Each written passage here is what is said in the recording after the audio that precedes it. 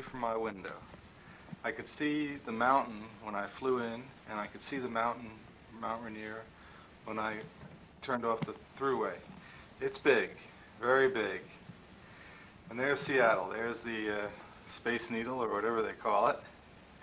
Tell you, very exciting to be here. Beautiful day, 79 degrees, clear blue skies. When I said to the bellboy, "You can see the Mount Rainier today," he said, "You could?" So it must be a good day. I'll have to go outside with this camera and get a picture of it while I can. Let me get the rest of my, this is a $144 room, and I'm pleased with it. It's just great. There's a health club here, there's a pool. Weights are here on the 28th floor. I'm on the 23rd floor, so this is fantastic. I'm going to go out to eat. Okay, here I am again. I flew, left Orlando at 11:30 a.m. and got into the airport at 8 p.m. That's 5 p.m. Seattle time. I flew into Minneapolis on time. However, there was an hour delay in Minneapolis because of a rainstorm. The meals were nothing to speak of. Made a phone call to Linda, Sarah, and Luke, and Andrew from the Rocky Mountains, or rather from the airplane flying over the Rocky Mountains. That was fun. Got my car, no problem. Drove here. It's now 9:30 by Orlando time. So now I'm going to wash up a little bit. I have to charge the battery again probably, so I don't know if I'll be taking that with me on my walk tonight. So I'm really excited. It's a beautiful day, and I'm going to get out into it. In fact, that's the sunlight just streaming in here. It's just beautiful. I don't know if you can see it. There it is, Mount Rainier. I don't see anybody on top there. It's incredible. Look at that big mountain.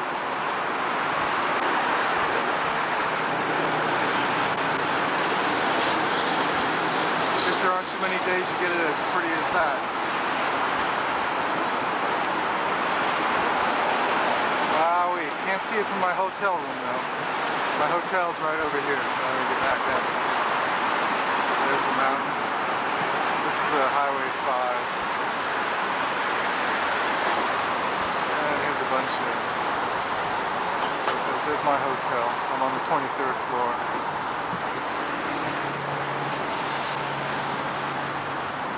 I'm gonna walk down that way to get to some dinner, seafood. Here we are. So great. I'll have to take a picture now. I'm at the Puget Sound. This is a eating place called Ivor's. There's a ferry coming in.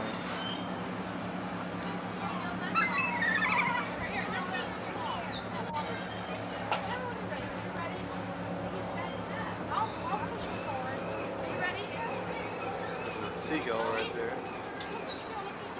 Little girls feeding seagulls here.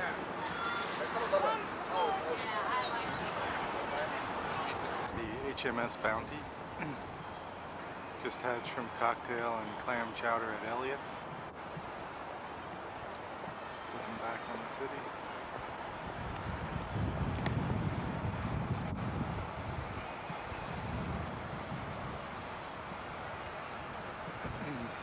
Fortunately, the sun's right into me here, so I don't know how good you'll be able to see out there. That's the Puget Sound.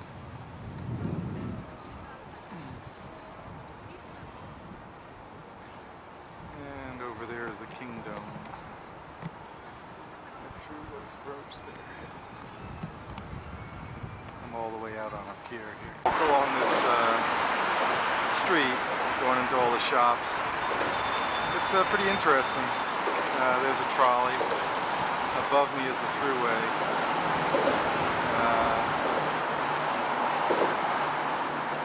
Kingdom down there.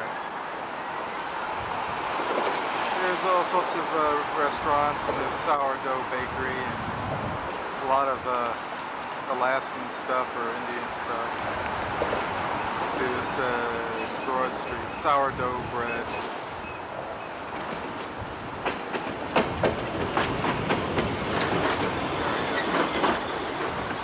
And I'm going to go to a place called the Market now.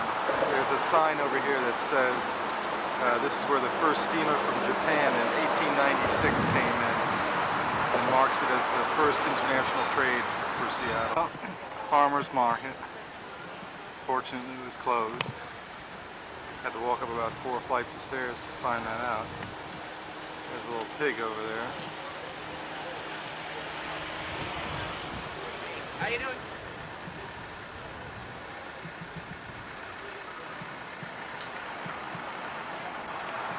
Hello.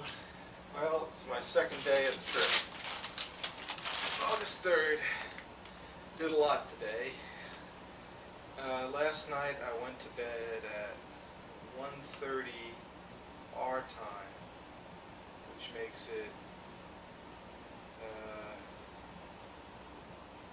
10:30 Seattle time. So I went to bed about 10:30. That was after walking all around Seattle, down, well, not all around Seattle, but down along the waterfront.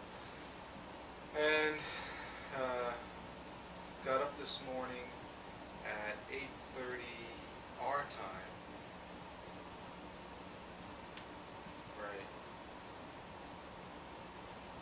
And read a little bit till about 9 o'clock.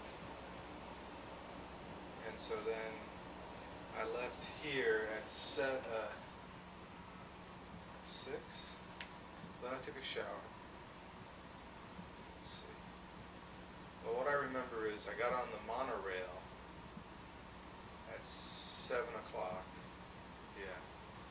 And I rode the monorail, which is just one stop. It goes from downtown Seattle to the Space Needle. I went,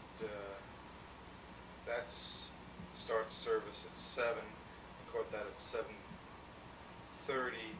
Got to the Space Needle about 15 to 8, around there, and had breakfast at the Space Needle at 8 a.m. That was great. That was a lot of fun. The Space Needle circuit goes around, and it was only $12 for breakfast. That was really big, good breakfast. Really good croissants. There was a great view today. I really wish I had the camera with me up there, because it was just a terrific view today. You could see Mount Rainier real well. And apparently it hasn't rained much this month here. I don't know if I'll be going back there with Bruce or John, because they probably are not that interested in the tourist stuff. Okay. Next. Okay, so then I was in a hurry because I wanted to get back to Pioneer Center for a 10 o'clock tour. And I jumped back on the monorail, then I jumped on a bus. All the buses in downtown Seattle are free. And the monorail was 60 cents each way. And I just made it in time. It was 5 minutes after 10, they let me in. In fact, this is a little mark that they put on me to show that I was part of the tour group. Now this tour in Pioneer Square goes underground. It's the underground section of Seattle. What used to be old Seattle used to flood all the time. So what they did was they built a city up one flight, and then downtown, underground Seattle, after a while there was a bubonic plague and they closed it down, and so it was closed for the longest time. Just recently they reopened it, and you take tours through underground Seattle. What else? Then from there I took the free bus up to Pike Market or Pine Street Market, and went down to the aquarium. First I saw the Omni Dome, and I saw the documentary on the eruption of Mount St. Helens, which is pretty good. You lay back in the chair like this, and there's this big dome over you, and they showed the eruption.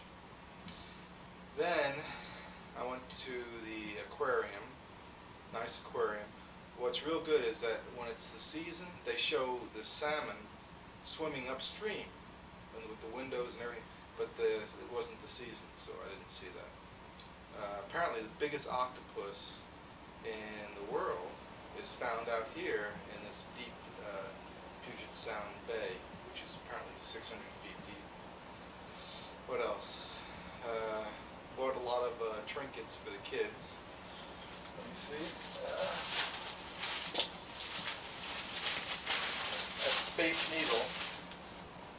At Space Needle I bought this. That's a big whale, humpbacked whale. Can you see it? And I figured one for one kid, and then here's a great white shark. And these 3 shirts cost about $55. And finally, for kid number 3, an orca, which is pretty nice. So I thought these were the nicest t-shirts going. So there we go. And then at the aquarium, I got these things, which are kind of cute. See, isn't that great? There's the octopus I was talking about. Pretty good octopus. And then a great white. And a crab. They got lots of crabs here. So, then after the aquarium, it was about lunchtime. And I went to, not Aliens, but a place called the Salmon Cooker. That waterfront has just a ton of seafood places. And I had what appeared to be grilled salmon, or smoked salmon in aluminum foil, you know, like a good 5 ounces. And it was for $6 with big potato chip, French fries. And then I came home. And I switched rooms. Now I'm in this big 2-room suite. But I don't think the bed situation's any better. They're kind of wacky. So here's the suite room down here. Here's just sort of a desk area. Let me go to the next room.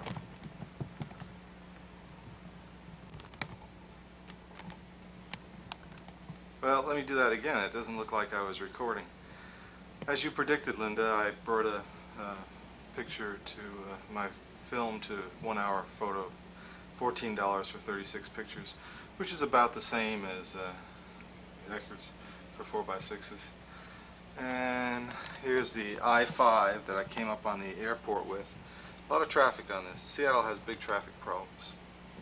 I drove around last night after I took my big walk. I took some photos from down there of Mount Rainier, but you can't see it from where we are right now. Nope. I tried to stick my head through the glass, didn't work.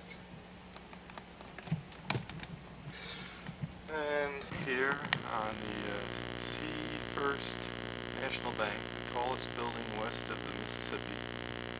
And I came up because I knew I'd get a good view of Mount Rainier. The sky was clear. There are some clouds out there, so who knows what kind of weather they're having out there. But there it is. Boy, what a good view, huh? There's glass between me and the mountain.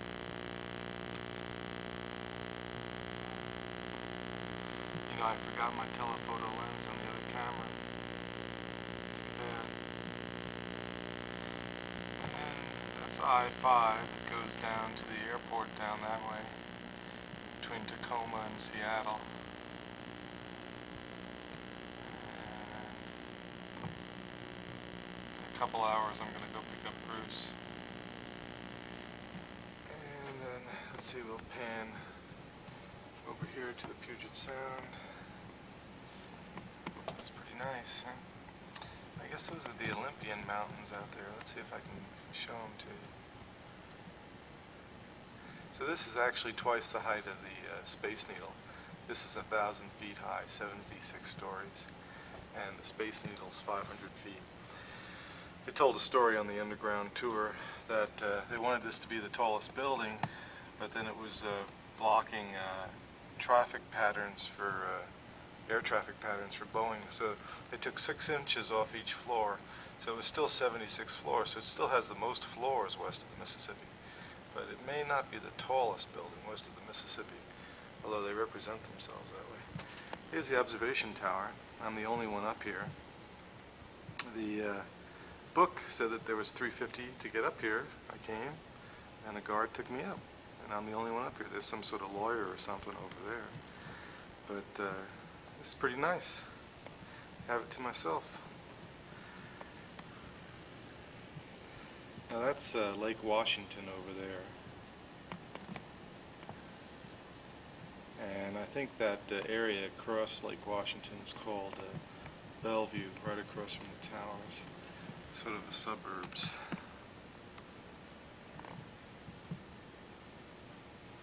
There's a whole bunch of little skyscrapers right there. And we'll come back. There's the Great.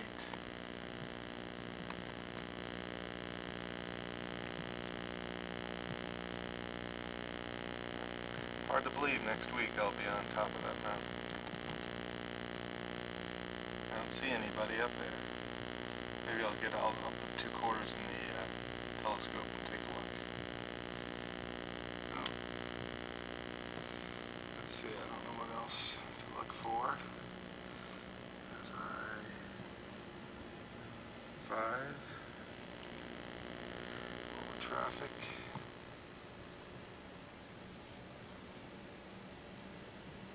There are some mountains. Apparently those are the Cascades.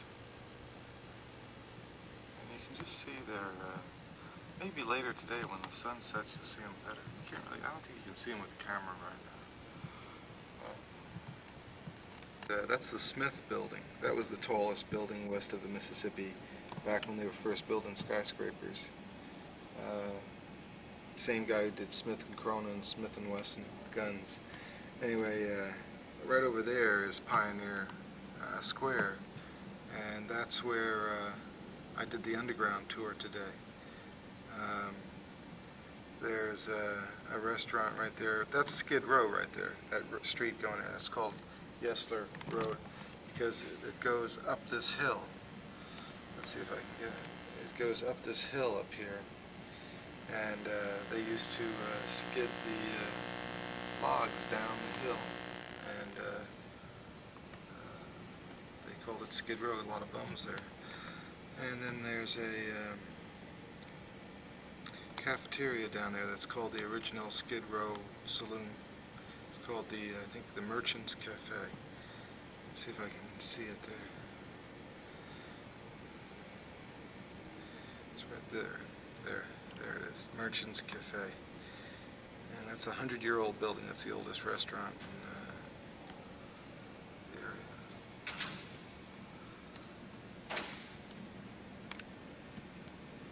This is the street that building's on.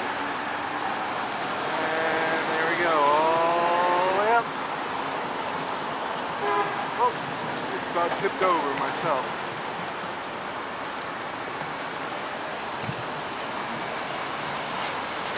Crabs for sale.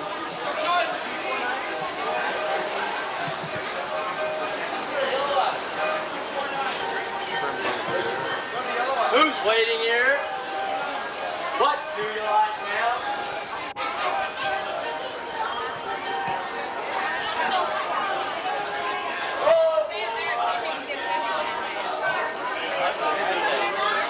It's only makes a complaint right in front of her, huh?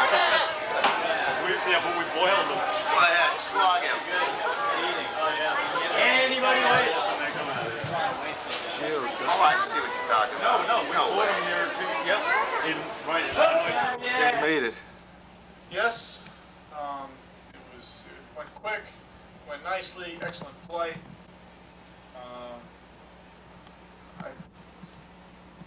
The lighting's bad. My excitement is masked by the fact that I'm dead tired. It's actually midnight out in Philadelphia, but I'm looking out and it's still daylight. So, but this is we're staying here in spectacular splendor, up here on the 16th floor. I guess Brian has already filmed where we're staying. And the mountain, how did the mountain look to you? The mountain's pretty amazing, and it actually came back to me from 19 years ago. It doesn't, in many ways, it doesn't look real because you don't see anything else that's even near its size and splendor. It's 14 times bigger than the Empire State Building. Yeah. And it's 90 miles away, and yet it still looms large on the horizon. Yes. So we have to go get John in about 2 hours. Yeah, we're hoping like hell this isn't the last time you see us on film. All right. What was I going to say? They'll send this back to you. Here we are, Seattle. Yeah. Can't believe it, man. Me neither. Uh-oh, someone's at the door. Well, yeah, that's part of it, to get you acclimated, but I wonder what we're going to be sleeping in at 10,000. This? Cabin. sleeping bag. A cabin or what? Well, they said airbag mattress not necessary, so they must have mattresses, you know? I guess they must have heat there, too. No, I don't think there's any heat, John. There's no electricity. There's going to be no wires going up there, you know? That's easy enough to do, you know. Right. It's not that hard. Oh, yeah? Yeah. But you look for the sands up there. No, you guys, Well, they said they have hot water. That's why you were guys saying have not, they have hot water, huh? They were That's what saying they that? said. Oh. There's plenty of hot water. That's why I said to you, we should grab that food at the surplus. Okay, so we picked up John at 10:30 last night. Went to bed about 1:30, Give the narration. and Well, it was about 12 o'clock this time when we went to bed. Bruce slept on the floor with the sleeping bag because John was farting too much. And then this morning, Bruce demanded breakfast as soon as possible. We got breakfast for him, high-calorie food, and then we went to the Army-Navy store, and Bruce had an orgasm of delight buying things at half price used by derelicts before. So we're doing great, and now we're ready to go. We're ready to set off for Mount Rainier. Guys are excited. Can't wait. See you later. We're gonna go on. There's Bruce eating a sandwich.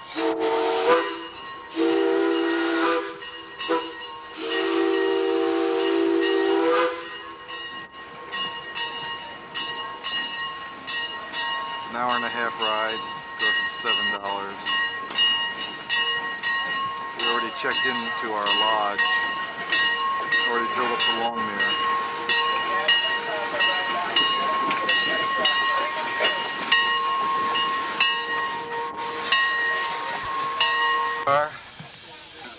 John just came from the bathroom once again. There's Bruce, says don't be afraid of life. Wait till you see this goddamn mountain. You wouldn't believe it. It's pretty though. Nice country up there. But you know, Any words, Bruce? Sticks out, you know? yeah. Can you recognize me? Okay, that's good enough. My new microlight. Ready to Looks like pop you're at any recording. minute. I am. Your light's on. You can recognize me. My new microlight shades. Yeah, Bruce made a coup at the Army surplus today. Okay, I'll save the battery for later. Well, here we are, going across this creek here.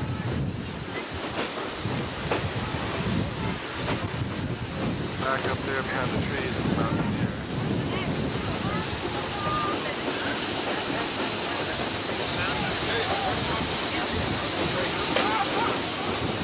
And got the view of the mountain.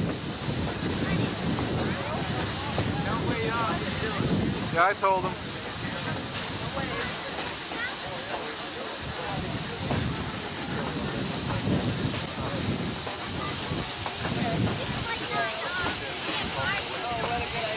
All right, Hardy, you ready to climb that sucker? Yeah.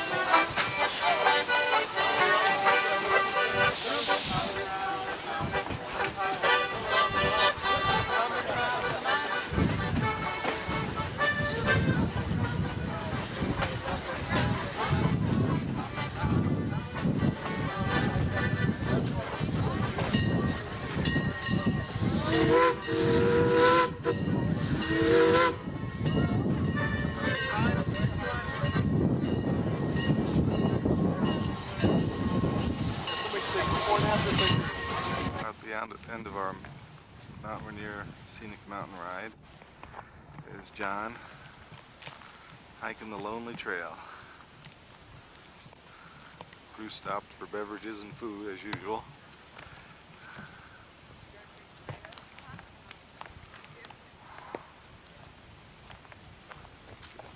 Trees.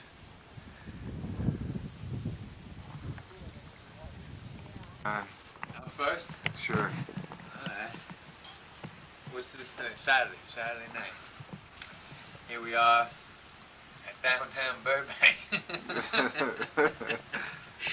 As you can see, this is not the most luxurious place I've ever been in my life. Took a ride up to the mountain. Let's accentuate the positive here. Exactly. No, it's cool. It's The not- railroad ride sucked. The railroad wasn't the best, no. Didn't really get a good view of the mountain from it. Then we went shopping. Bruce freaked about spending money on food. Good day.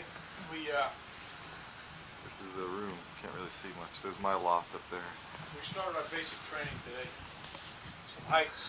Did 2 miles on, what was the name of the trail? Kutsa? Yeah. And then up to 5,400 feet for Paradise Inn. look over the situation. Tomorrow's big hike. We're going to take, what was that trail called? Skyline Drive or Right, Skyline? up to 7,000 feet, a 4-mile hike, they said. 5-mile hike, 4 hours, I met. And John met a guy in the bathroom. He meets a lot of guys there. Yeah, met a guy in the shit house. He was cool. Just came back. Did one day. From Paradise up to the summit and back down. One day. One Now day. he's back to Seattle tonight, he said? Hey, he's going to Seattle tonight. Son of a gun. Man, He said Camp Muir was crowded, too. Yeah, he said there's another camp there on Ingalls Glacier So, that we can go to too. but it is a big mountain. It certainly is a big mountain. Okay, guys. Anything else you want to say before I sign off? Yeah, tell him to see him in the morning. All right. Bye-bye. Well, August 5th, Sunday. Had a good night's sleep. It's now 12 o'clock Eastern Time, 9 o'clock Central Time, Western Time. John's ready. Looks good. All over the place. We're at the Fur Kinda warm out, you know? Lodge. We really like this place. 2 lofts. Bruce sleeps on the floor. But they have no more room tomorrow, so going to Longmire tomorrow. But also the kitchenette, John made great scrambled eggs and bacon this morning. So, tall trees. Let me take a picture of myself. Yeah, just hold it. What are you pushing? That's already recording. Huh. Here I am. Bought this hat yesterday. Probably bought $100 worth of books and maps. It's worth it.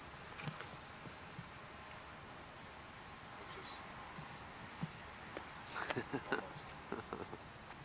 So today we're going to climb 6,900 feet. It's called the Skyline Trail. Ah, It's 7, isn't it? 7, 4? 6-9. Panorama view. We're also probably going to do that Skyline Trail, I bet, when we do our mountain climbing training tomorrow. And also, that's the way to Camp Muir. But to go to the other side of the park would take an hour or two, so we might do that Tuesday. Cut it. Wait, just press the button here. Entrance to Mount Rainier Park.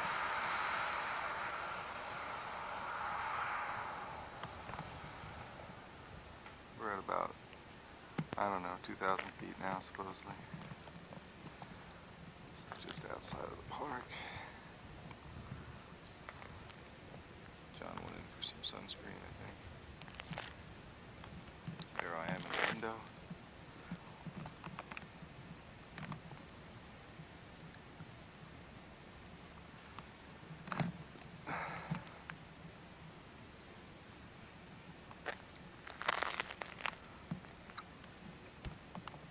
Why don't you stand still with those guys, telephoto.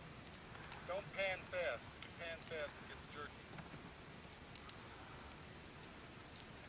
That's gonna be us in a day or two. Up in that crowd. Tomorrow we're doing the training in the school. Go ahead and do a panorama. Just do a slow pan.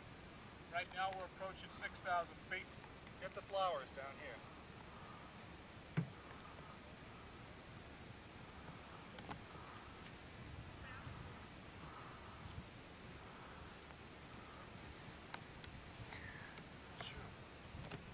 Yeah. Good job, John. Yeah. Good job. All right. I'm learning. Power. Power to the people. Psycho. All right, here we are. We're kind of like at the base of the mountain. There she blows. That's the peak. This is a Sunday morning, and we're doing a skyline trail. It's kind of like at the base of that peak. As you can see, here are the trail ahead of us. Tell him what he was telling us in the school. Some of the things you told us. About what? Well, the pressure breathing. Yeah, there's also, we got to learn some pressure breathing and stuff. We're going to go to try to make school tomorrow and scope it out. The fields of flowers here are just simply gorgeous. It's really pretty to see. We'll get some more of that on film probably a little later. We're getting up to the point where vegetation is slowly starting to decrease, coming into the line of snow. We're not going to really get into the snow today, maybe just a little bit. There's our first snowpatch right But there.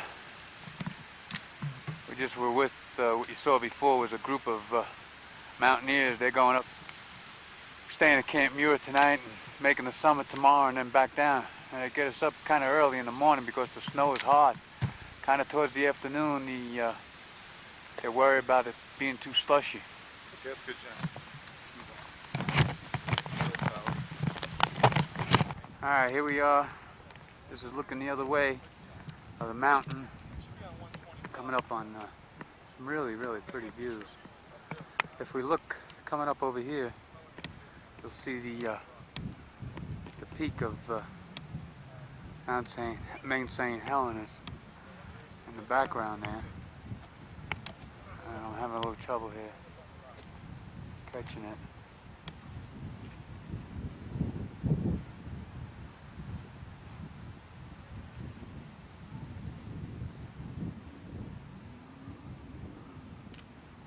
Gotta get my bearings.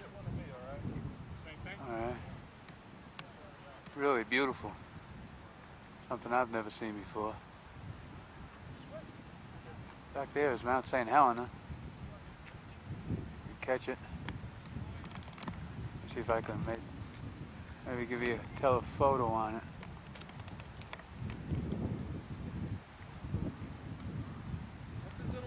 All right, there it is.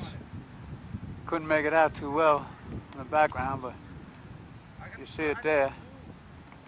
That's it. That's Mount St. Helena. That's looking to the south of Mount Rainier. Now I'm gonna wide angle it. Kind of hard to tell there. Of course, it looks like a cloud looking through the eyepiece. But when you're zooming in, you can see the snow cap coming up. Now we're looking at the north face of that mountain. That's not where she blew. She blew to the south. And John, let me get you. you can't really appreciate. I gotta give you a panoramic view here. Because it's really pretty, the fields and everything coming down. The flowers are simply gorgeous. I mean, the flowers I've never seen before, all different colors, very, very small. I hope they're coming out here. Now we're looking, I guess, more to the west. Swinging around, coming back up. This is the ridge starting on the Mount Rainier here. And got it coming up. That's the summit up there.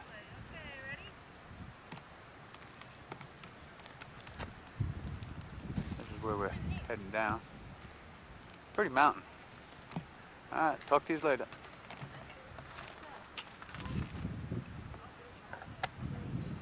Don't waste too much because the battery goes out after an hour. It might even be less, so I turn it off, John. Save it. I'm still getting the yard, but I ain't pushing the button. Turn off the power.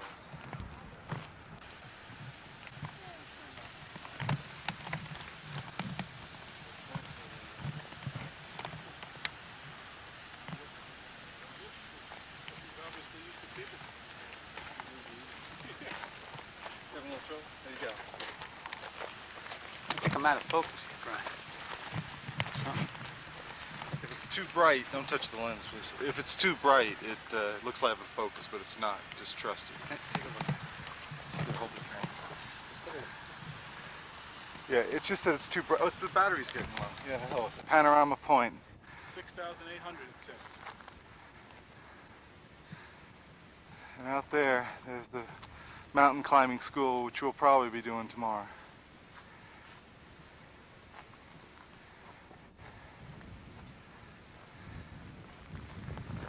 Gonna do the panorama.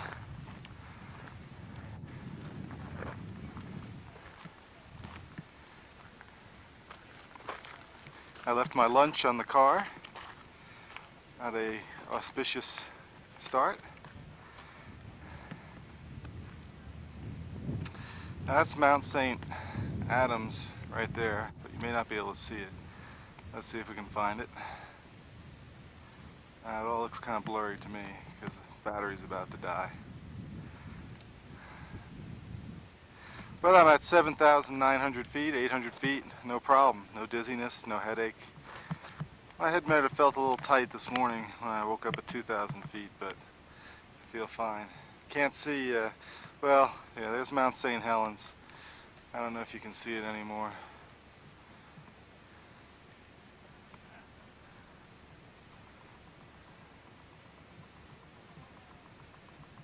Yeah, I was in the sky there for a second.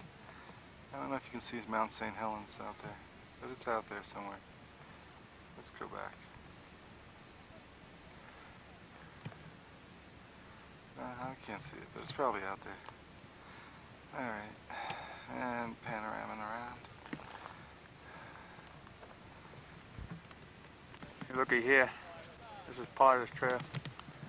Went on, you look at it, I almost died coming down that hill. pretty steep. What's the name of that point up there, up at the top? Panorama Point, Panorama Point. That's it right there. and that's the school. Let's get the action there. The guy's falling, digging in. That's what we'll be doing tomorrow. This is the school they're practicing on. See? And they're showing you what you have to do in case you fall in snow and ice.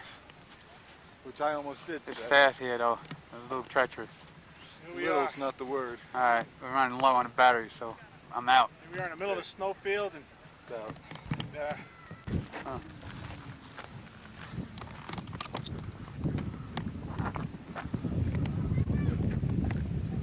don't do a panorama. Just get the guys for their training. They're lying down there. You can see a better pattern over there. It's today. You got this, John? This is how you're supposed to walk. John, me, Where are you? right here. This is how you're supposed to walk. Got it? I got you too close.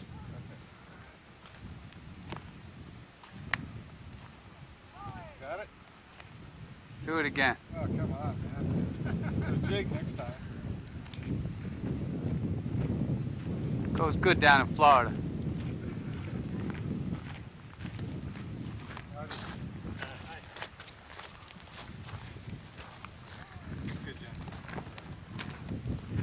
Okay, here we are in Paradise Fields. All these beautiful flowers here. My legs are really tired coming down the hill. Coming down the mountain at least. Nah. This is the field of flowers.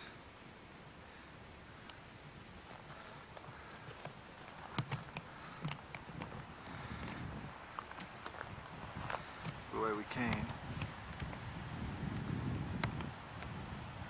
Nice blue and red flowers. They say in September the red bushes come out. Very strong. You can see some people up on the mountain there. We went down this mountain. There's the waterfalls. Actually, we did this whole loop all around. I can't see the panorama spot. I don't know where it is. From down here. Flowers.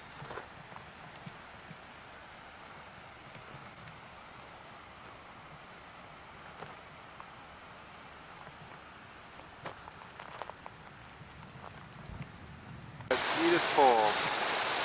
John is going to put some water in his face. I thought this was worth taping.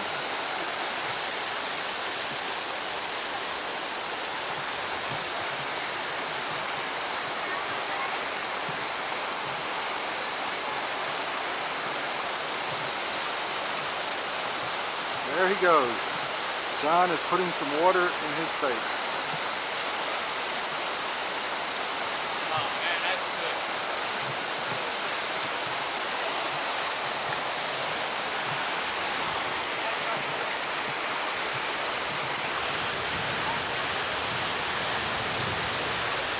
Bruce, I didn't mean there, I meant over there. You go up and you go down. Remember where John tried to push you down yesterday?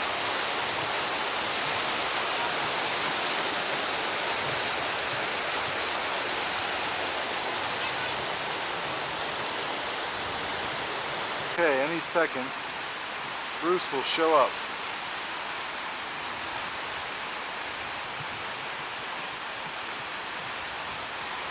There he goes.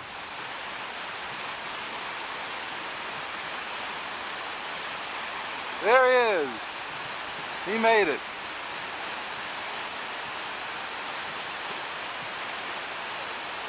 Try swing over there. Huh? What? Try swing over there. If you want your picture over there. Now don't bother, John, because I'm just getting him. Just wanted to get the scale. There's the falls. I just washed my feet in. There it goes down. Very far.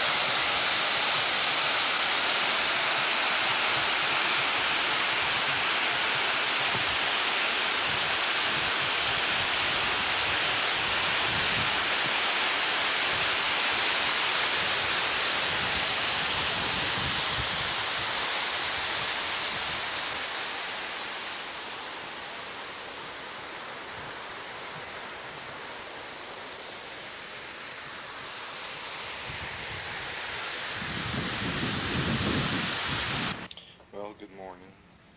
It's August 6, 1990.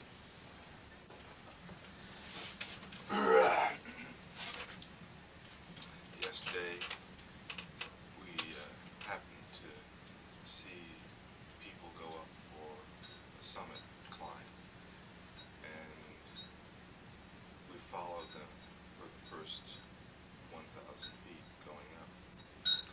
They were walking real slow, although their packs were a lot bigger and heavier than our packs.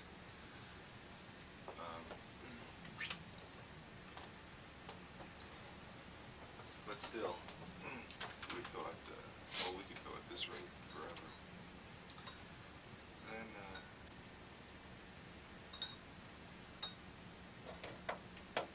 we felt pretty good. We got up to Panorama Point.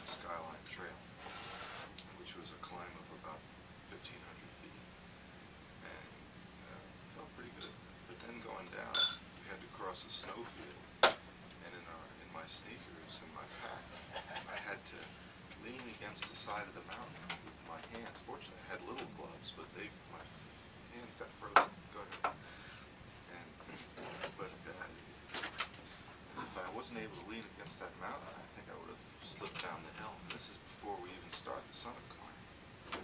But that's because we didn't have crampons on. And that was only about 200 yards, that snowy field that was on a slopey, treacherous path. The path was probably a foot wide that we were walking on. So, going downhill 1,500 feet was actually pretty tough. And we were all pretty tired at the end of the 4-hour hike, 5 miles that we took yesterday. In fact, we were exhausted. We came home and laid down, took showers, and rested. So that was somewhat humbling. I didn't feel any of the effects of being at 6,900 feet. But Bruce and John said they felt a little dizzy at times. I did a lot of the pressure breathing that we heard about in school that morning. We go like that as much as possible. So maybe that helps me.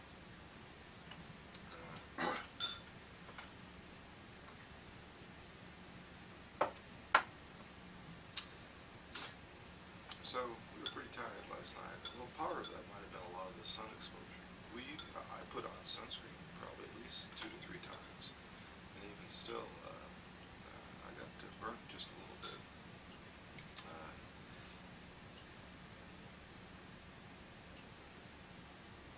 I drank a lot of water, though. I probably drank at least 2.5 liters of water, or 2 liters of water on the 4-hour walk.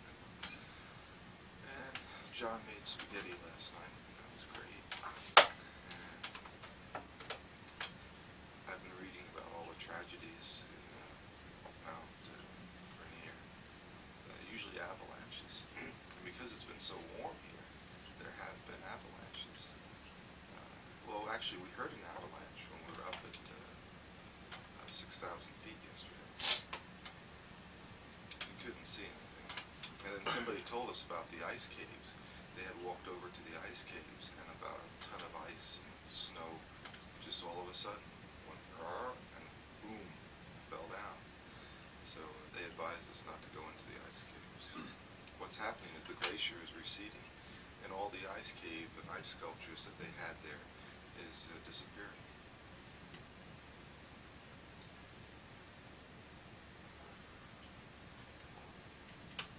But one of the things that I've been struggling with, other than the fear of death climbing Mount Rainier, is buying this painting for $1,750 in the lobby of the hotel, Paradise Inn. There's a really big painting about this big, and it's Mount Rainier. It would fit real well in our dining room. But I'm just not going to do it because, for one thing, I have a nice poster that was $15, and if I frame that nice, that'll be just as big and probably just as nice. And so, but I was really struggling with that because I've been wanting a picture of a mountain for a long time in the dining room. What else? So this morning, I feel pretty good, considering a little stiff, but pretty good. So we were watching them doing the mountain climbing school yesterday, and they're pretty rough. They have to slide down the snow, turn over on their belly as they're going down pretty fast, get the ice pick and put it in the side of the mountain, and then with their back feet, stomp their back feet to stop their fall. So it's pretty vigorous. But actually it's probably good, because after we finish a day at that school, we'll probably have a good amount of confidence that if we do fall, we'll be able to stop our fall. So, and then at that point, the only real problem will be avalanches, probably, because it's so long. But these guys, they've made 200 climbs, and there's one guide for every 4 to 6 people. So, I think it's 4 people. They have 6 guides, and there's 24 people. So, maybe even it's 3 people. They have a lot of guys going up with them. And actually, we may not even pass the mountain climbing school, because apparently they really have you hike up the hill very fast. And so we were going to do the school today, but we decided to do it Tuesday, so we'd be better shape to do it.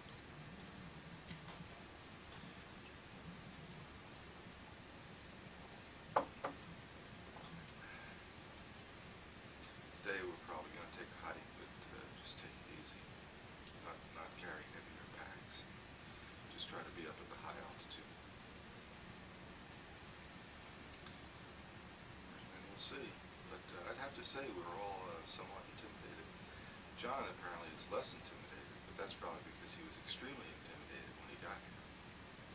Because, we met people who had climbed the summit. But then we did meet a girl who fell through the snow and 5 feet down into icy cold water. So she said she's not climbing in snow anymore. So every day we meet people who've just been to the summit, and they look tired, but sort of satisfied. I expect we'll be exhausted. We keep hearing different things. After Camp Muir, we have to get up at 1 a.m., 5 a.m., 3 a.m.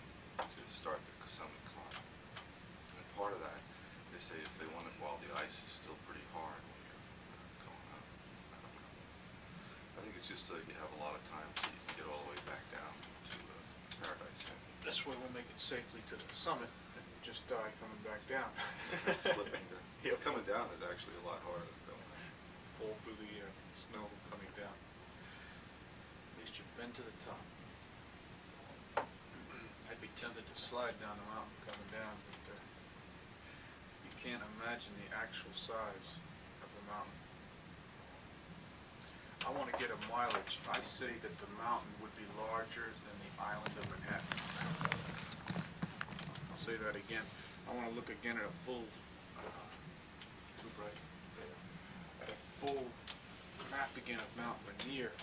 But I have a feeling, well, I'm almost sure that if you take the whole mountain as it spreads out, it would be larger than the island of Manhattan, and it would easily swallow up every skyscraper, since the tallest skyscraper is only 1/10 the height of Mount Rainier, 1/10 the height. So it's really enormous. What I find mostly is you think that something is perhaps not too high, and you walk for hours, and you feel like you've hardly gotten anywhere, and the mountain still is as big as it was 1 or 2 hours of hiking later, which gives you a sense that it really is as big as it's supposed to be. I don't know if Brian mentioned, but even in our 5-mile hike yesterday, there's at heights of 6,000 and 7,000 feet, there's spectacular views all over the place. And when we reached Panorama Point, which is roughly 7,000 feet, you literally had a panoramic view for 50 or more miles. And we could see Mount St. Helena from Panorama Point. You could see where the top had blown off the mountain. We could also see another large snow-peaked mountain, which looked impressive, but a climber said it's not nearly as big as Mount Rainier. So it's the whole thing's pretty impressive, quite beautiful. And last night we came upon a 240-foot waterfall, which was very, very beautiful, very beautiful. There's just so much. This mountain is so huge that you can drive for miles. It takes us 15 plus miles just to get to the 5,000-foot point as you wind around the mountain. And we've seen a fair amount of natural wildlife. We've seen a lot of deer. We've seen, how do you say it, Brian, marmots? Yeah, marmots. Something like a woodchuck, and we've seen chipmunks. And they're not particularly intimidated of people, so they let you get pretty close. That's good. Yeah, it's good. Unfortunately, You're gonna get a grip of that? yeah. Unfortunately, it already looks out of focus.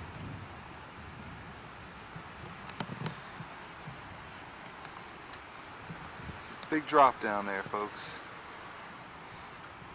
We're only at about 5,000 feet. We're right near Paradise. And as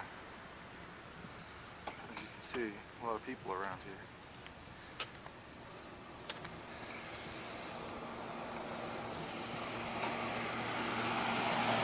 I think I've already got that shot a couple of times. Now there's the summit, Columbia Crest it's called, and the crater is down below. And then we think Camp Muir is all the way back over here somewhere. That's where we think Camp Muir is. And so the second day we'll be walking all the way up to the crest. And today we heard there's a ladder you have to go on over a big crevice at 13,000 feet. Holy mackerel. John taking some photos of the summit. What's interesting is they talk about the glacier here. The glacier apparently was, pardon me, in 1840 was below the bridge. 1940 rather. 1840. 1830 was below the bridge. And then in 1940 it was all the way up. And then today it's down further. So you would think there's global cooling and not global warming if the glacier gets bigger. But you can't even see the glacier today. So maybe there is global warming. Well, that's Mount Hood or Mount Adams or something. It's a pretty good view today. I have a slight throbbing headache from being at this 6,100 foot point. Bitemporal.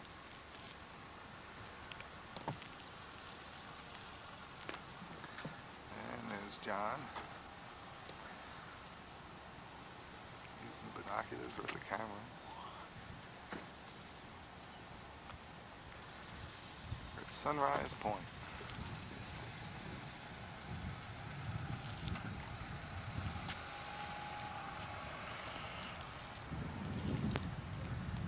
Fortunately, Mount Rainier kind of bright looking into Rainier. We're getting some cloud formation. We're going to do the mountain climbing school tomorrow. So, can't see Gibraltar Rock. Looks like it's behind the clouds there. Sunrise Lodge. They say they can see some people up on the top of the mountain there or near it. Yeah.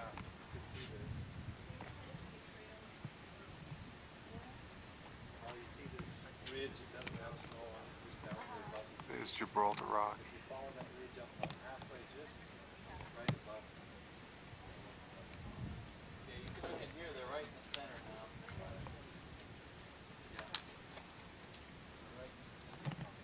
We're inside the Sunrise Visiting Center.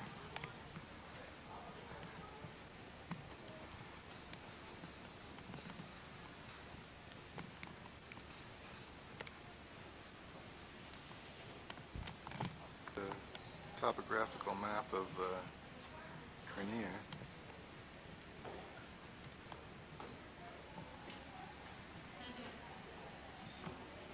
Paradise is right down here. And we'll be walking up that way to Muir Camp, which is right up here.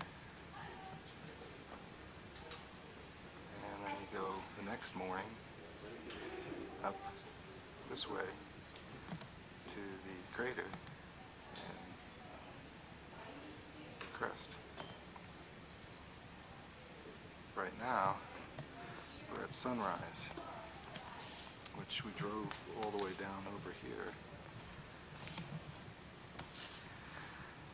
And let's see, where's Sunrise? Sunrise is right here, on the other side of the mountain. That's where we are right now. Up the mountain this way. Came up this trail from Sunridge down there, and it's got a beautiful view here.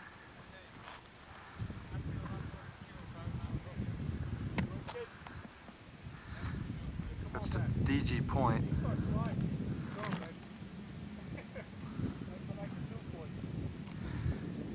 D-E-G-E. And we're just walking up the trail here. Just like out of the Colorado scene, out of Close Encounters of the Third Kind. Well, what you need is that. Like, I tell you, the only time I've seen stuff like this is in movies. exactly right. I have never ever seen anything. I bet you if you look at those, you catch those snow peaks that back in the background. Snow down there. When you get down No, there, that's you not bet snow. that's Snow's over here. Colorado or something.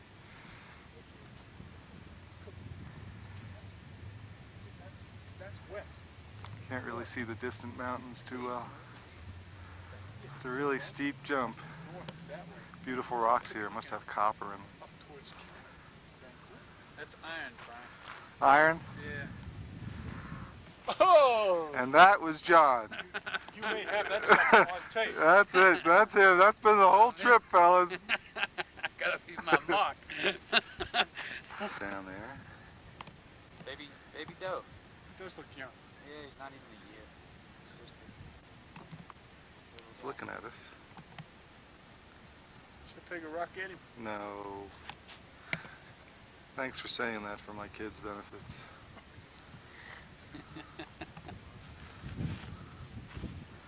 Go ahead, Bruce. Walk past me. Get a good panoramic view of it. Just throw a little rock up in the Into the sun. Mount Rainier. You're in the sun. You're silhouetted.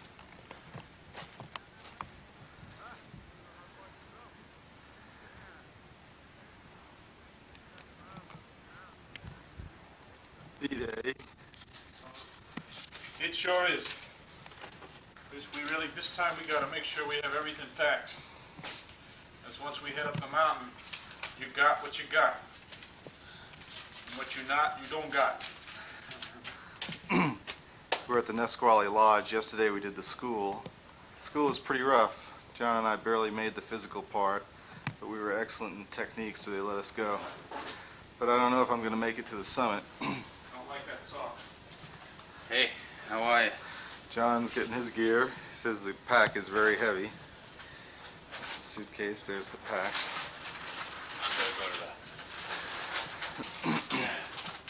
Our food is heavy. Yesterday they had us walk fast up to 1,900 feet, and I straggled behind, so did John a little bit. At one point I didn't think I was going to make it, but then I just got my breathing and I slowed up and I was able to do it. But then the technique, the falling, first thing they did was teach us how to use the arrest position, and I was able to do that without too much trouble.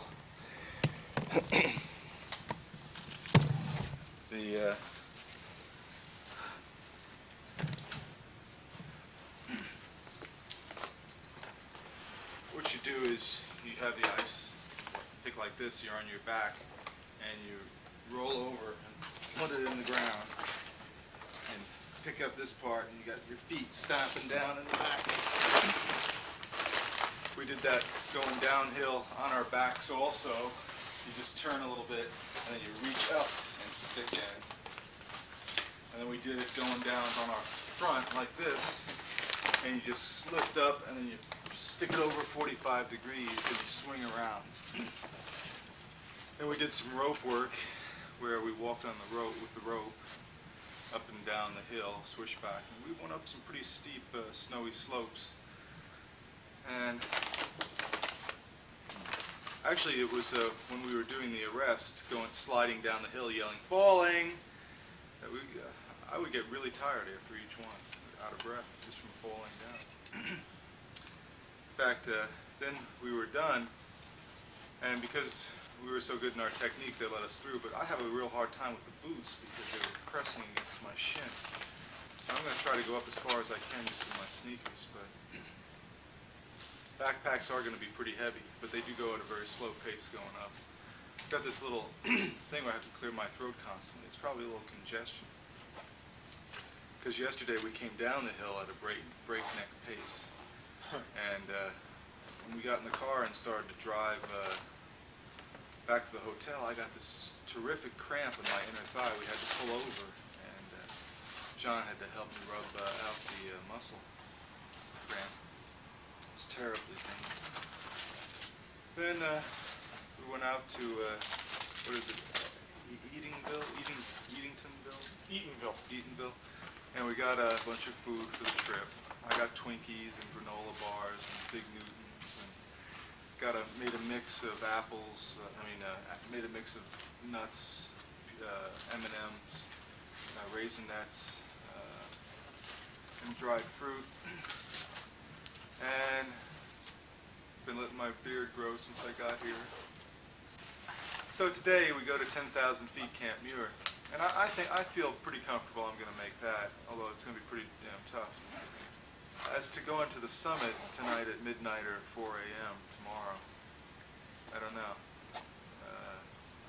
We'll just have to see how I do today. They said I'm just not quite in shape enough, and it would be very hard for me, but that I just have to view it as the hardest thing I ever did, and that I'll be able to do it. So it's supposed to be more fun than the hardest thing you ever did, and there are some big crevices apparently, and with all the heat we've had, you never know if there's going to be avalanches. Apparently at one point you go on a ladder that's over a crevice, a really deep crevice, so they go up at night with a headlamp and the moon, and I guess with all the snow it's bright up there, but boy, it's, actually if I knew all these things beforehand I probably wouldn't have done this. But still, it's been great. Actually, the school yesterday was worth all the money because it was a very different experience and a lot of fun. And if I just sleep the night at Camp Muir, I'll feel satisfied. So we'll see. Got anything to add to that, Bruce? No, I'm trying to get psyched here. Trying to be steady, because it's so much. There's so much energy expended in the mountain. I don't know if Brian mentioned to you, but they teach you all sorts of steps in the school. And one of the things they say is every step is a rest step. I mean, you're putting out so much energy that I can't really show you here, but they teach you how to walk so that in effect, you're trying not to wear out your leg muscles, and you're trying to, I guess in some sense, rest with every single step. Because we're going to be, I can't imagine how many steps it's going to take going up the mountain. Because it's not just that it's 14,400 feet. You don't go straight up. You got to go sideways. You got to zig and zag. And so it's a real large energy use. And so approximately every hour you have to take what they call a maintenance stop. And in that stop, you have to do some eating and drinking, whether you feel like it or not, just to maintain. We're at our hotel room looking over Mount Rainier. Bruce is up there tonight, Camp Muir. It's a great view of the mountain. It shows how big it is. There's some smaller mountains all around it. This is Tacoma we're in, which is about 2 hours away from the park. And we're at the Sheraton, John and I. Tomorrow we pick up Bruce at 4 o'clock.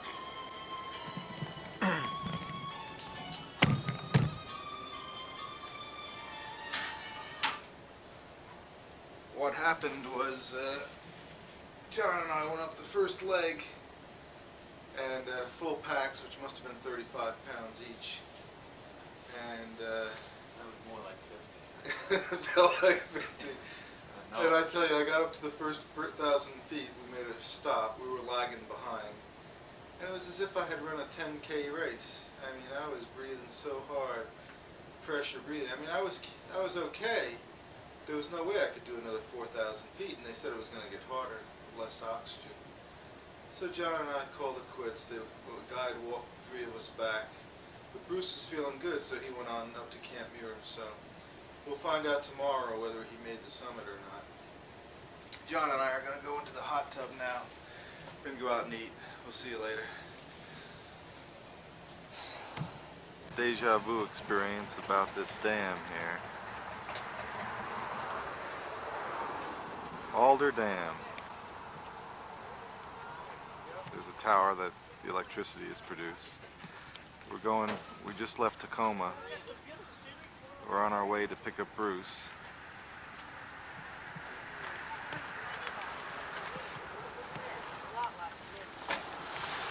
Here's John cleaning out the car. Here we are at the Alder Dam, the bottom of Rainier. So John and I had a great night last night. Yeah, we were in a hot tub. Went out for dinner. And we thought about Bruce freezing. Yeah, well, we wish you were there. Yeah. Getting older and getting weaker, I guess. Yeah. Well, I hope maybe someday be able to do some of this stuff. Get a little, I don't know. tired. I think it's over for me. I gave it my best shot. We're waiting for Bruce to come back. John and I left with him at 10 o'clock yesterday morning from this building, the Rainier Mountaineering Incorporated building, and we climbed up 1,000 feet with our packs, which were probably 35 pounds, and John and I had to call it quits. Bruce kept going. John and I then walked down the hill, and coming down the hill was pretty hard for me because I had to use those boots, and those boots, oh boy, I got 2 blisters on each big toe. I came down pretty slow with that backpack. Well, John and I then turned in our gear. We went to Tacoma, stayed at the Sheraton, had a great time, used the hot tub last night and this morning. Went to this Lobster South restaurant, had this greatest bowl of lobster bisque, and I had a 11-ounce lobster tail. Our kind of lifestyle. Yeah, right. Yeah, but we thought about Bruce once in a while up there on the mountain as we went to bed. I watched Red October on the pay TV channel, and we had a great night's sleep. Woke up this morning, went in the hot tub again. I'm still stiff in my left leg. I can't imagine if I had gone any further what sort of shape I'd be in today. Well, we're going to find out. I guess Bruce is going to be back. So we're waiting for him. It's about 3:15 now. He's supposed to get back about 3:30. You know, are they coming down right now? Sure. Pebble Creek about half an hour ago. They were at Pebble Creek a half an hour ago. So they'll be back soon. John and I didn't make it to Pebble Creek. We stopped the stop before that.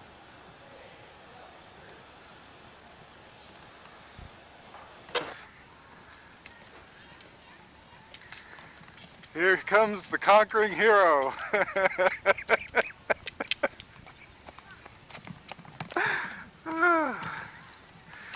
How was it? Ah, you like pain.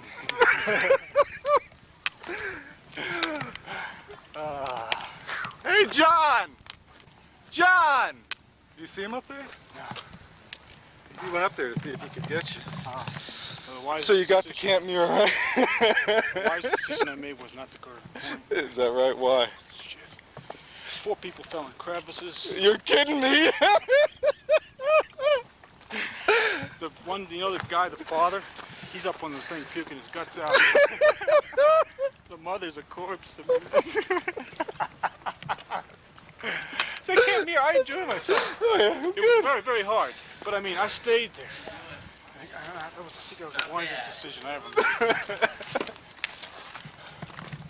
Oh boy, it got cold. It got cold? Yeah. Kurt, I'm going to give you that sweater right away. Oh, I forgot all about it. Thank you very much. We'll give you somebody here. You're the first one? Well, we're the first unit. Yeah, it was a good collection. Really, it wasn't real sunny up there, but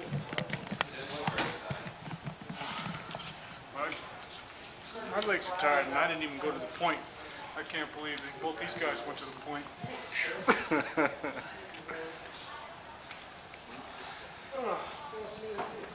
You get much sleep?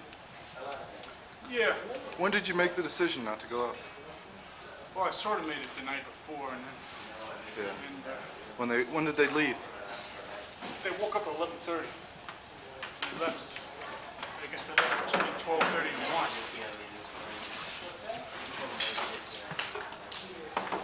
Crazy stuff. John, did you make it to the summit? No. No? He started out during the night doing the town. It's tough, huh? I did the first section. You guys made it to the summit, huh? Yeah, magnificent. Great, great. How old are you? I'm 21. That helps. Sure. 21. Plus the mental part of living here all summer and just looking at it saying, I gotta make it through this. Some guys fell in crevices? Sure. We jumped in one, yeah. We had this one that was like 6 feet wide, and there was this ladder going over it. We had to walk over the ladder. Uh-huh. Pretty intense. How was the ladder? Like this? Yeah, it was like an angle, like not like a Uh-huh. 15-degree angle, not much of an angle. More like stepping instead of climbing. Oh my goodness. Uh-huh.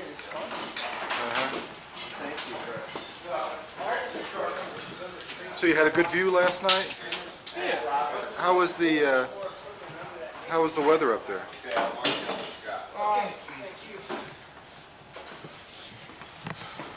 Strange. It's not as cold as you think, but once you stop, once you kind of slow down, you cool. You get kind of cool real fast.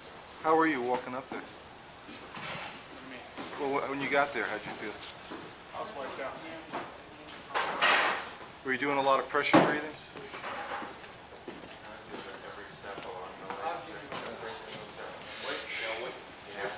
The last name is Tracy. I didn't see it.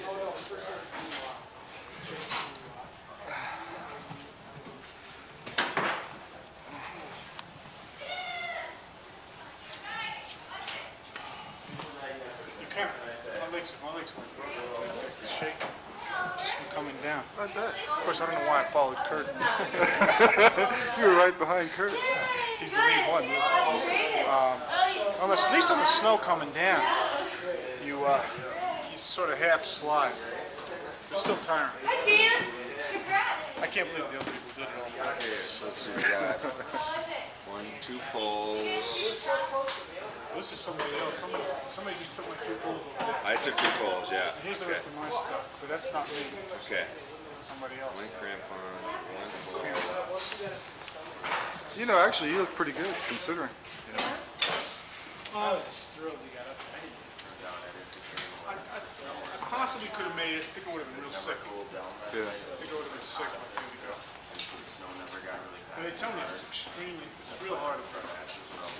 Real steep stuff. Yeah, one of the girls fell in. I heard there was a boulder that got loose also.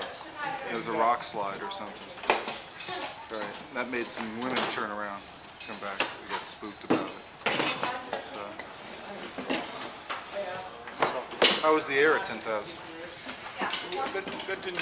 You didn't get nauseous or lightheaded or anything? No. You're just So- exhausted from. How was eating up there? Puke. You eat You because think you lost weight? Yeah. You eat because you're told to eat. Yeah, right. You eat all sorts of So we got But you got into camp pretty good? 1 crampon. The first 2. The hardest part was the one you guys went on. Not that it got easy. The second one was very hard. And then the snow. It's It easier. helps. They slow easier down a on the little snow. bit. It's not a piece After of cake. Pebble Creek, they slow down a Yeah. little bit.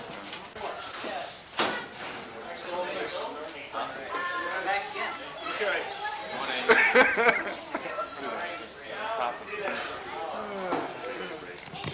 I'm gonna pass on that. Carol just told us about falling 10 feet into the crevice. Dangled by a rope. That's after they left. But she made it to the summit. What time did you camp here this morning? Well, they got up at 11:30 last night. And left about 12:30, 1 o'clock. We had to wait for them to come back. They got back at 12 o'clock. Yeah, so we left 1 or 1:30. Maybe 30, man. 2 hours. 2 hours. What time did you get up there? Came down and woke up 3:45. How was it from the point where we left you on there? That was the hardest of the whole thing. It was all hard. Yeah, the second one was the second hardest. And then in the snow, I mean, I was wiped out, but the snow was just more pleasant than the stupid stairs. I hate the stairs. I hate the stairs coming down too. It's like, so I'm kind of glad I didn't go up. It's actually I got to enjoy. I came, Right. when they got to leave, I came out with them at 11:30 at night, looked around the whole mountainside. Same thing. And pretty good view. Yeah, good view. It took Any snow or any rain? rained this morning up there at Camp Muir. I got up at dawn. Just to look around. It wasn't real clear, but it was still kind of nice.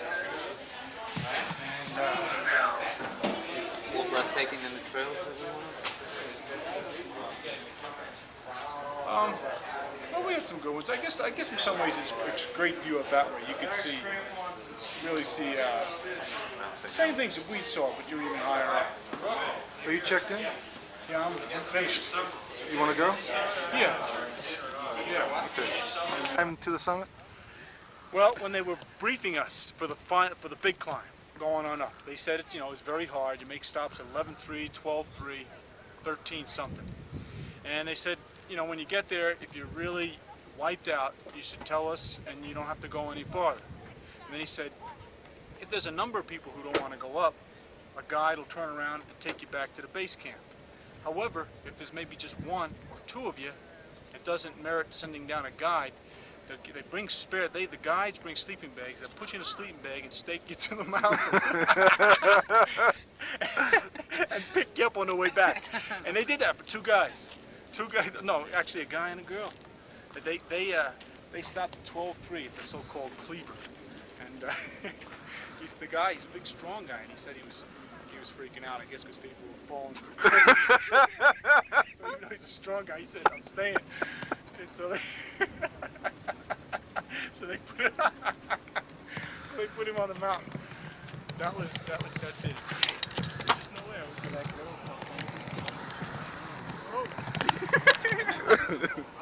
Yeah, I wasn't there, but I heard all that. People fought. The guy Eddie, who's the assistant principal, I was talking, walking up, he fell off the ear. The only thing that stopped him was he went. He caught himself like this. He was pinned. He said he had trouble breathing. Pulled in out. I mean, you're all on ropes. I heard all those stories. Another guy just fell into the ear. His other leg went out, so he went. That's because snow was so soft. Because it all moves. I mean, the one thing I looked at is the pictures. You could see from Camp Muir the other side. These crevasses, some of them are like this, right? Then some of them are probably 10 cars wide, and with the binoculars, I mean, they go down hundreds of feet. Well, the one that went over the ladder, how deep was that crevice? So they go down and down and down. You hungry? Yeah. You thirsty? Well, we have some water in there, but we changed the hotel reservations. Yeah, near the airport. So we'll stop and eat Pretty soon. Here, well, you want to get going a little bit? There's a whole bunch of food in the back. That'd be fine. I mean, you know what I want? I want something real. That puke I ate on the mountain. Just cooked chicken. Oh, yeah, I ate some of that. That tasted pretty good at one point. The father up there, he was puking water. When he got back down, he's throwing up, and it was almost clear. Yeah. I don't know, the family's crazy. I mean, the father was like this. The mother, she was, she looked really strong, but she basically came down, she's like this. So I think John and I made the wise decision stopping at the... I think you did. I mean, you might have made Camp Muir. You might have made Camp Muir. From what you're saying, I think I would have made Camp Muir, right? But I would have been dead. I would have come down looking worse than these guys. I would have been puking, having cramps, dying. It's supposed to be fun, right? It sounds like you had a lot of fun. Pretty good. Pretty good. Yeah. There were times when the physical stuff is not a lot of fun. But, I hung out on the mountain from 4 o'clock and, for almost a day. And so I enjoyed it, looking around. It's pretty good. Many people stay back at Camp Muir? Let's see. 2 stayed back, just me and another guy. Then two fizzled out, the first one, that older guy. Yeah. Two guys went 1 notch in the night, and they said, I'm done. And then 2 people got staked, got left on the mountainside. And they told them, don't move. Well, it would have froze. Yeah. Was it cold, Camp Muir? Not that cold. It wasn't that cold. But you needed another sweater, right? No, I didn't need it. That was just to pass the inspection. But I didn't need that. I stayed in this little tiny cabin. because I came in last, near the end. Like, no, it was tiny. There were actually 20 people in this little thing, little tiny building, about the size of that. It was smaller than that. Smaller than that. And then we were triple decker. What, 3 beds, Triple, 20 people, triple triple layers deckers? in one room. And so you got the top bunk at the This end. much room. It was really put out stupid. The 2 guys next to me were 6'4", and you got your ass kicked just trying to get into the bunk, banging your head. You know, when you're sleeping, you have about this much between you and the roof. But So did you do a dump on the Camp Muir? fortunately, I didn't have to. Fortunately, I didn't have to. Didn't they have a solar thing up there? That was crazy.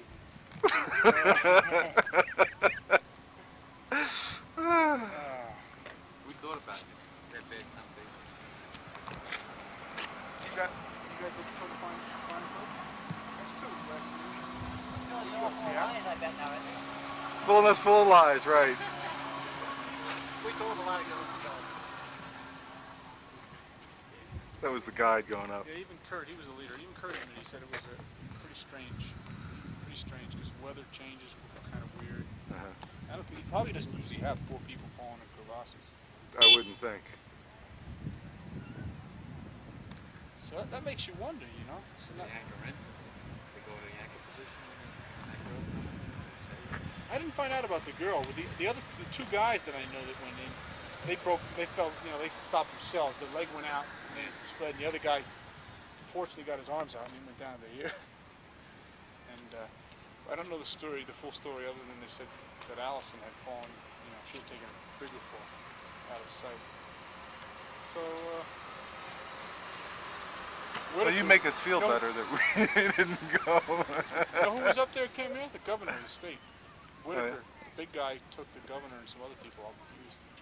I don't think they didn't go to Point, I don't think. They were up at Camp I wonder if that's who that chubby guy was yesterday. Remember I said that's what I'm going to look like in 2 years? Oh yeah.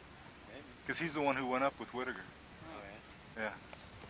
That guy must be in amazing shape, the Whitaker guy. Oh yeah. Well, he's a long, tall guy. They can be amazingly strong sometimes. Yeah. Muscle fibers stretch out. Right. Okay, let's get this guy some food and relaxation. Yeah.